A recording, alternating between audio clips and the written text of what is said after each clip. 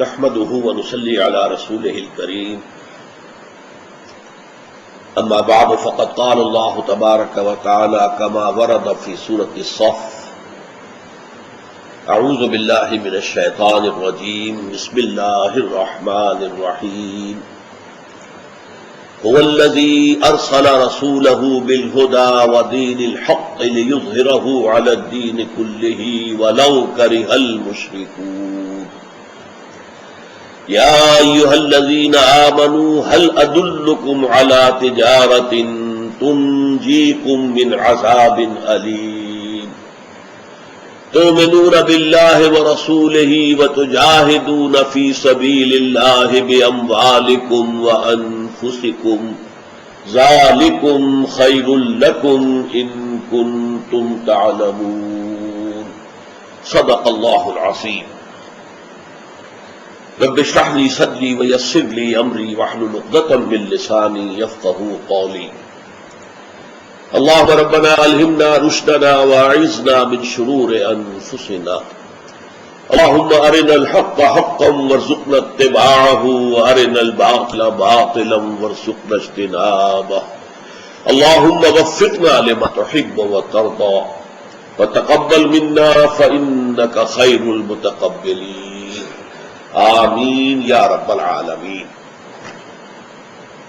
سورہ صف کی آیت نمبر 9 پر اس سے قبل ہماری 4 نشستیں منعقد ہو چکی ہیں۔ نوٹ کر لیجئے کہ اس کا سبب کیا ہے۔ میں بتا چکا ہوں کہ نہ صرف یہ کہ یہ آیہ مبارکہ سورہ صف کی مرکزی آیت ہے، اس کا عمود ہے، بلکہ امام الہند شاہ ولی اللہ دہلوی رحمۃ اللہ علیہ کے نزدیک پورے قرآن کا عمود ہے۔ مولانا عبید اللہ سندھی کے نزدیک یہ بین الاقوامی اسلامی انقلاب کا عنوان ہے، اور میری ناچیز رائے میں یہ آیت مبارکہ سیرت النبی کے فہم کے لیے کلید ہے، لازمی کلید۔ ان چاروں موضوعات پر میں تفصیل سے گفتگو کر چکا ہوں، لیکن میں نے نوٹ کیا کہ میں نے ابھی تک اس میں جو بعض گرامیٹیکل معاملات ہیں اور جس کو کچھ لوگ جو ہے گمراہ کن نظریات کا ذریعہ بناتے ہیں ان پر گفتگو نہیں ہوئی ہے، لہذا آج میں ذرا اس کمی کو پورا کر رہا ہوں، پھر آگے بڑھیں گے۔ دیکھیے فرمایا هو الذی ارسل رسولہ، یہ ہوا ضمیر ہے، وہی ہے۔ اس ضمیر کا مرجع کون ہے؟ کس کی طرف یہ ضمیر اشارہ کر رہی ہے؟ پچھلی آیت میں تھا یریدون لیطفئوا نور اللہ بافواہہم واللہ متم نورہ ولو کرہ الکافرون۔ یہ یہودی اس پر تلے ہوئے ہیں کہ اللہ کے نور کو اپنی منہ کی پھونکوں سے بجھا دیں، لیکن اللہ اپنے نور کا اتمام فرما کر رہے گا، خواہ یہ کافروں کو کتنا ہی ناپسند اور ناگوار ہو۔ یہ جو اللہ کا لفظ آیا ہے پچھلی آیت میں، وہ مرجع ہے ہوا الذی، وہی تو ہے جس نے کہ بھیجا ارسل رسولہ، اپنے رسول کو۔ یہاں حضور کا اس میں گرامی نہیں ہے، لیکن چونکہ رسالت کی تکمیل ہوئی ہے محمد رسول اللہ صلی اللہ علیہ وسلم پر، گویا کہ لفظ رسول کافی ہے آپ کی شخصیت کی طرف اشارہ کرنے کے لیے۔ وہی تو ہے اللہ جس نے بھیجا ہے اپنے رسول کو صلی اللہ علیہ وسلم بالہدا، ہدا ہدن، ہدن رہنمائی، لیکن الہدا یہ الف لام جب آ جاتا ہے تو اب یہ اس میں نکرہ نہیں رہا بلکہ اس میں معرفہ ہو گیا۔ خاص ہدایت، کامل ہدایت، مکمل ہدایت، آخری ہدایت، نوع انسان راہ پیام آخری حامل رحمت للعالمین۔ یہ ہے در حقیقت الہدا، the guidance, the complete guidance, the final guidance, that is Quran. وہ دین الحق، اور صرف قرآن دے کر نہیں بھیجا گیا ہے بلکہ دین حق دے کر بھیجا گیا۔ یہاں بھی ایک نقطہ ہے گرامیٹیکل اعتبار سے، یہ جو الہدا اور دین حق کے درمیان حرف واو ہے، تو واو حرف عطف اگر ہوتا ہے تو جو جن دو چیزوں کو جوڑتا میں اور تو تو میں اور ہے تو اور ہے. مغایرت کہلاتی ہے یہ گرامر کے اندر کہ معطوف اور معطوف علیہ میں مغایرت ہوتی ہے، وہ ایک دوسرے کے غیر ہوتے ہیں. منو تو مٹا دیا میرے ساقی نے عالم من تو من اور ہے تو اور ہے. لیکن یہ کہ یہاں پر حرف عطف لا کر تو کیا قرآن الہدا اور دین حق دو علیحدہ چیزیں ہیں؟ بظاہر جواب آتا نہیں، دین حق در حقیقت قرآن ہی ہے، قرآن ہی دین حق ہے. نہیں، یہ واقعتاً ایک دوسرے کے مغایر ہیں. کیوں؟ کیونکہ نظام نہیں بنتا جب تک کہ قرآن پر سنت کا اضافہ نہ کیا جائے. قرآن کے ساتھ سنت جمع ہوتی ہے تو اب یہ جو مجموعہ ہے قرآن و سنت کا، یہ گویا کہ ایک حرف عطف کے حوالے سے معطوف بن گیا ہے. معطوف علیہ الہدا اور معطوف دین الحق، اور فرق ہے ان دونوں میں. جیسے کہ آپ کو معلوم ہے قرآن میں کتنی مرتبہ آیا نماز قائم کرو، کیسے قائم کرو، یہ قرآن میں نہیں ہے. نماز کے اوقات کیا ہے، یہ قرآن میں نہیں ہے. نماز کی شکل کیا ہے، علیحدہ علیحدہ ذکر ہے، سجدے کا بھی ہے، رکوع کا بھی ہے، قیام کا بھی ہے، تسبیح کا بھی ہے، تکبیر کا بھی ہے. لیکن ان کی ترتیب کیا ہے، ان کی ترکیب کیا ہے، سنتھیسس کیا ہے. یہ رکعت ایک ہوگی تو اس کی کیا ترتیب ہوگی اعمال کی، ارکان کی، یہ تو کہیں قرآن میں نہیں ہے.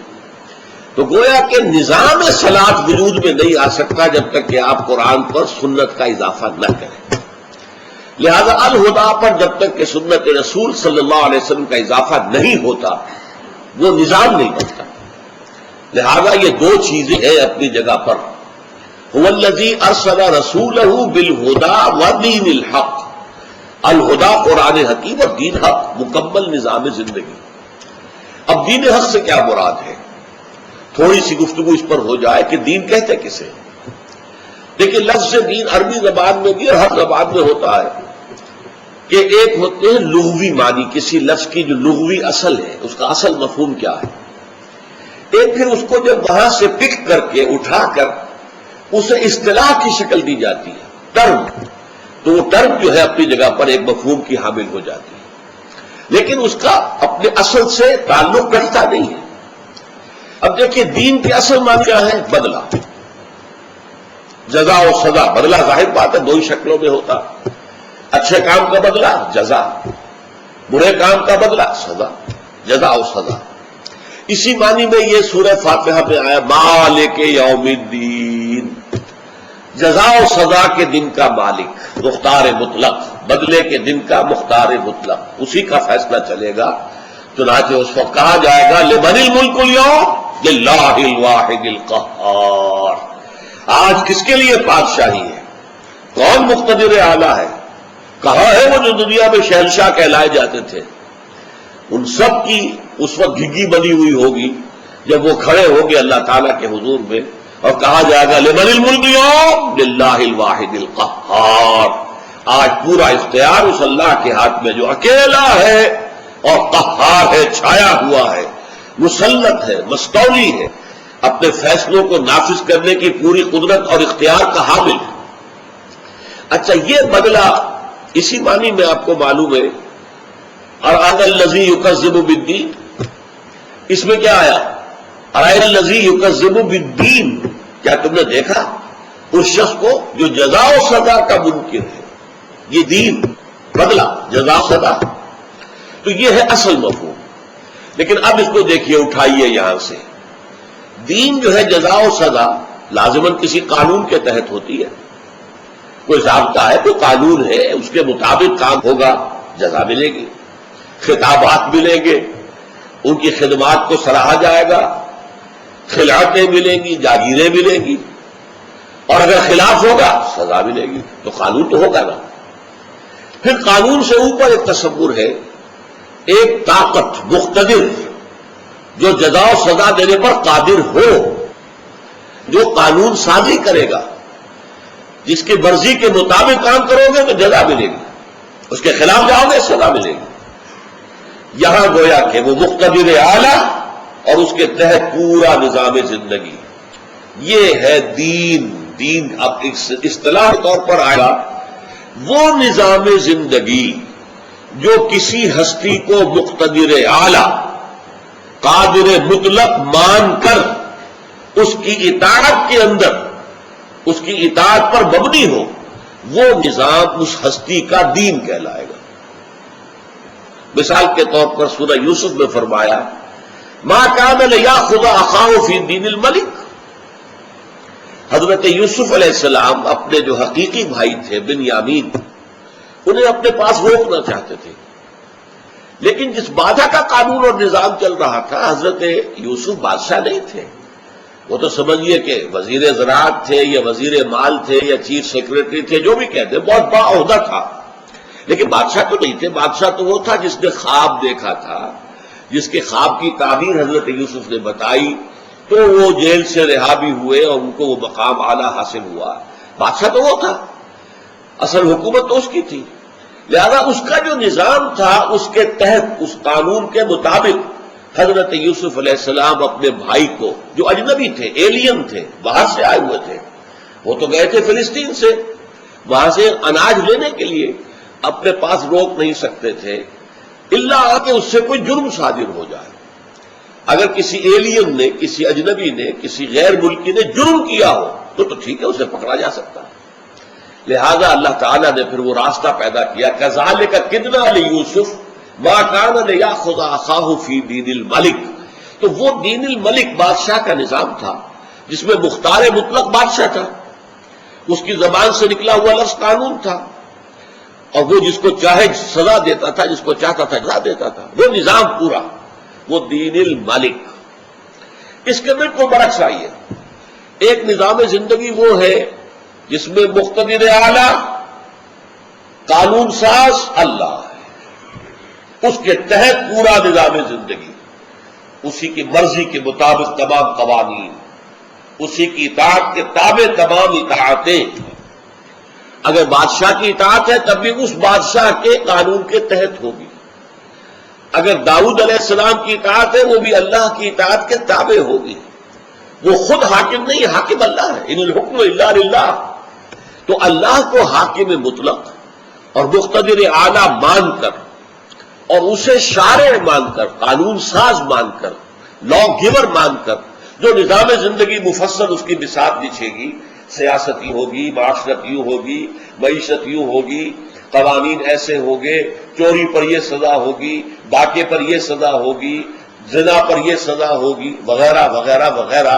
یہ پورا نظام جو ہے وہ کیا ہے؟ دین اللہ۔ اب دین الملک کو ایک طرف رکھ لیجئے، دین اللہ کو ایک طرف رکھیے۔ دین الملک، دین اللہ۔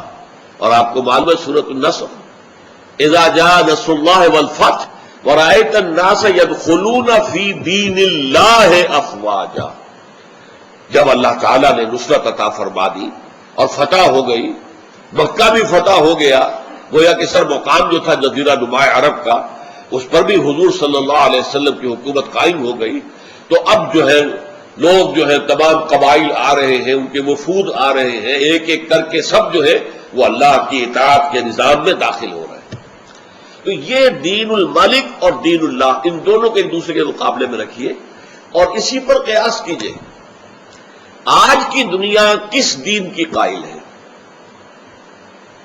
جس کو آپ جمہوریت کہتے ہیں وہ کیا ہے؟ دین الجمہور۔ کیوں؟ کہ آپ کہتے ہیں کہ authority belongs to the masses, طاقت کا سرچشمہ عوام ہے، اللہ نہیں ہے، عوام ہے۔ عوام اپنے منتخب نمائندوں کے ذریعے سے نظام مملکت چلائیں گے۔ 1 لاکھ پر ایک نمائندہ ہو جائے، 10 لاکھ پر نمائندہ ہو جائے، ایک نمائندہ ہے 10 لاکھ کے اوپر، وہ نمائندے جمع ہو گئے۔ اب ہمارے ہاں لاہور میں جو 60 لاکھ کی آبادی ہے، 6 نمائندے ہو جائیں گے۔ چلیے اسی طریقے سے ہوتے ہوتے وہ 300، 350، 400 نمائندے جو ہیں وہ جا کر اسمبلی میں بیٹھ گئے۔ ان کو اختیار ہے جو چاہے قانون بنائے۔ یہ جو دین ہے یہ دین جمہور ہے آج کا۔ تو دین کے لیے 3 حوالے ضرور اپنے ذہن میں رکھیے۔ دین، دین الملک جو دنیا میں ہمیشہ سے رہا، اب ختم ہو گیا۔ اب تو بادشاہ اگر ہے بھی تو وہ تاش کے بادشاہوں کو مانند ہے، ان کی کوئی حیثیت نہیں ہے۔ ملکہ ہو برطانیہ کی یا بادشاہ ہو جاپان کا، ان کی کیا حیثیت ہے؟ کوئی حیثیت نہیں ان کی۔ ہاں ابھی عرب ممالک میں کوئی تھوڑی بہت بادشاہ جو ہے وہ کسی پرانے رنگ کی بادشاہ جو ہے کہیں نظر آ جاتی ہے، فہد صاحب بیٹھے ہوئے ہیں، یا کوئی موراکو کے اندر یا کہیں اور اس طریقے کے بادشاہ بیٹھے ہوئے، اللہ اللہ خیر صلی اللہ. باقی پوری دنیا سے بادشاہ تو ختم ہو گئے، دین الملک ختم ہوا، لیکن دین اللہ بھی کہیں نہیں ہے. دین اللہ اس وقت پوری دنیا میں کہیں قائم نہیں. باقی پوری دنیا جو ہے دین جمہوریت جمہوریت جمہوریت جمہوریت، جس کے بارے میں اقبال کہتا ہے دیو استبداد جمہوری قباب پائے کو، تو سمجھتا ہے آج کی آزادی کی ہے نیلم پری. یہ تو استبداد ہے. اس لیے کہ آج کی جمہوریت جو ہے در حقیقت اس کا بہترین نمونہ کہا جاتا ہے کہ وہ امریکہ ہے. اور اینالائز کیجئے تو امریکہ کی جمہوریت کیا ہے؟ It's the dictatorship of the capitalist. سرمایہ داروں کی آمریت ہے وہاں. ظاہر بات ہے عام آدمی الیکشن لڑ سکتا ہے وہاں، کروڑوں ڈالر خرچ کرنے کے لیے نہ ہو تو الیکشن تو نہیں لڑا جا سکتا. یہ تو جو اوپر کی ایلیٹ ہے، ویلڈی ایلیٹ، ان کا گیم ہے. ہمارے ہاں کیا ہے؟ یہ آمریت ہے جاگیرداروں کی، زمینداروں کی، وڈیروں کی، سرداروں کی. اب عام کو تو صرف یہ کہ ایک پرچی دے کر بہلا دیا گیا ہے کہ تمہارے ہاتھ میں کوئی اختیار ہے، اللہ اللہ خیر صلی اللہ. اس سے بڑا دھوکہ اور کیا ہے؟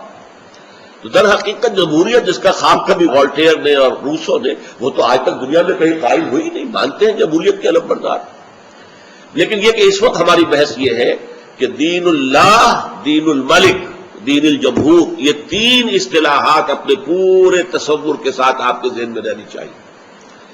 دین الحق جو ہے یہ اگرچہ مرکب اضافی ہے یہاں پر ودین الحق، لیکن مرکب توصیفی کے معنی میں ہے.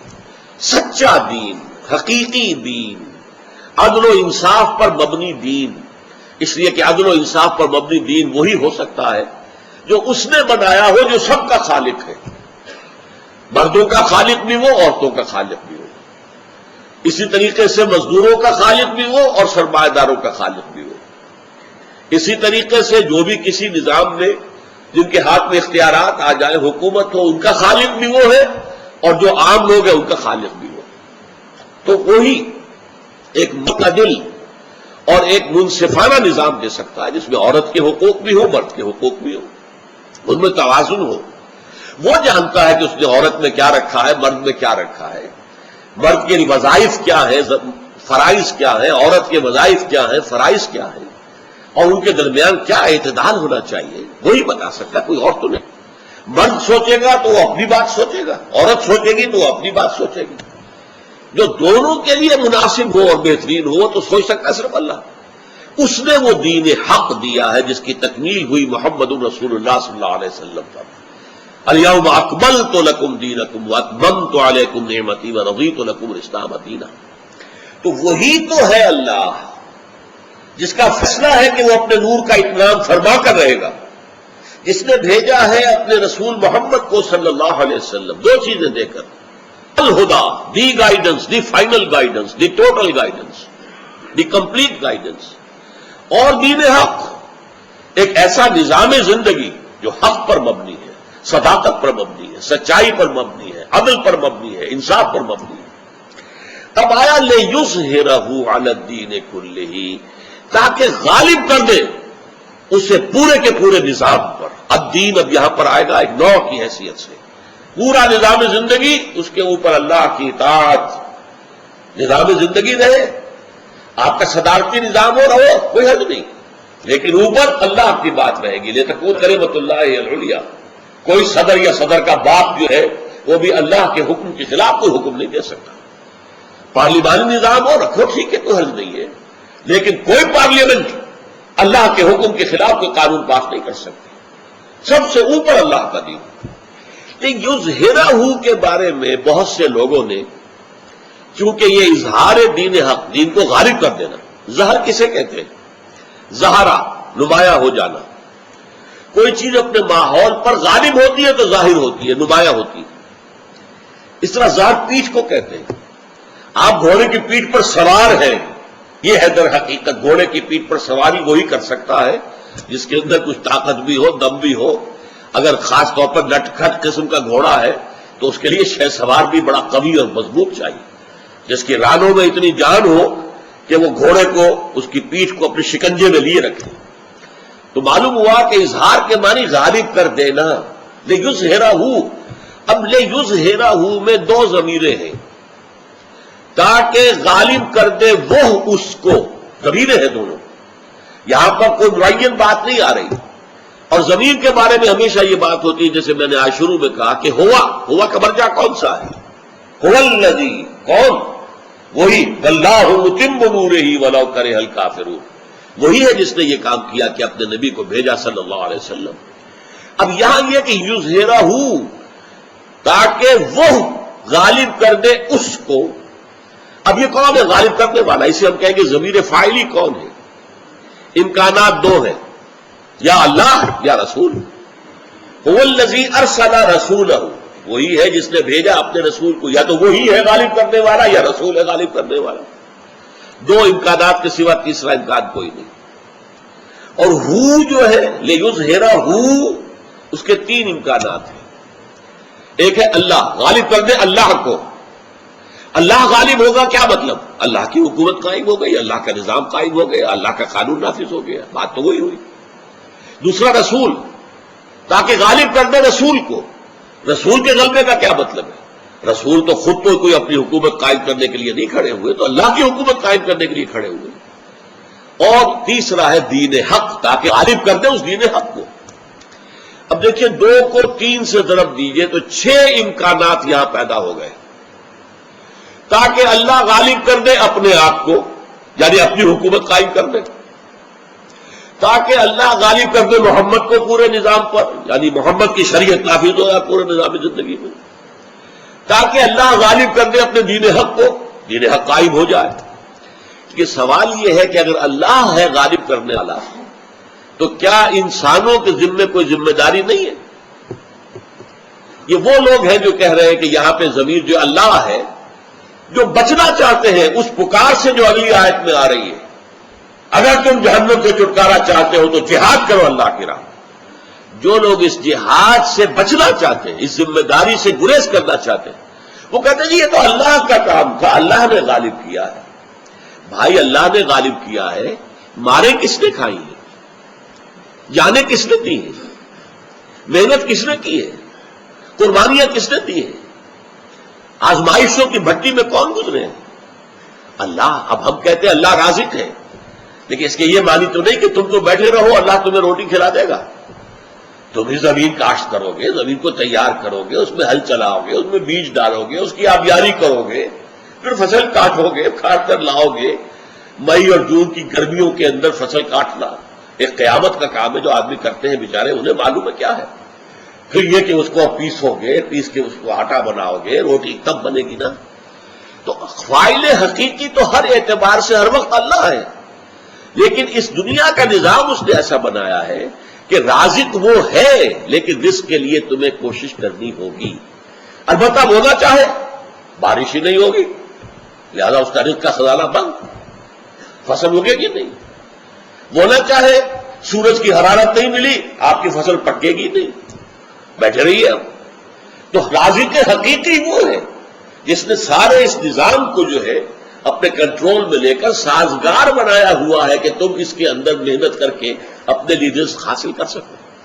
اسی طرح دین کو غالب کرنے والا اللہ ہی ہے، لیکن اس کے لیے محنت اللہ کے رسول اور ان کے ساتھیوں کو کرنی پڑی ہے.